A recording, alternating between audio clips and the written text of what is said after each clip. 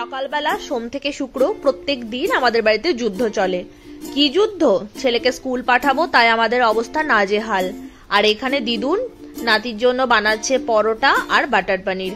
Butter পনির ছেলের খুব প্রিয়, তাই আজকে সেটাই বানিয়ে দেওয়া হচ্ছে। আর এই যে দেখো, বিছানায় আমি ওকে ব্রাশ করে দিয়েছি, আর ব্রাশ করে মুখ ধুয়ে এসে আবার শুয়ে পড়েছে। জিকোট করে বাড়ির সবার অবস্থা খারাপ। আর মেয়ে এখানে চুপ করে ঘুমাচ্ছে।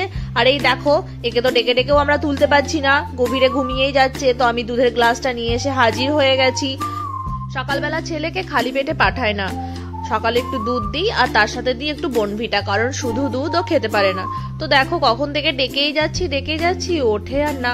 আর ডাকতে গিয়ে এখানে আমার মেয়েটাই উঠে পড়লো। প্রত্যেকদিন এটাই হয়, ডাকি দাদাকে, ওঠে বোন। তো মেয়ে তো উঠে গেছে এখানে। আর ছেলে দেখো আবার উঠে গিয়ে আমার মেয়ের পাশে গিয়ে শুয়ে পড়েছে। বুনুকে তো খুব ভালোবাসে, এখন বুনুর কাছে শুয়ে আছে। তো জিকোকে তো কোনো রকমে রেডি করে, এই যে দেখো রেডি হয়ে গেছে, কোনো রকমে রেডি করে বসিয়ে দিয়েছি। ও পাপা শু পরিয়ে দিচ্ছে। আর আজকে ছেলের আছে পিটি, তাই পিটি ড্রেস পরেছে সাফায়ার ট্রিম। তো বাই।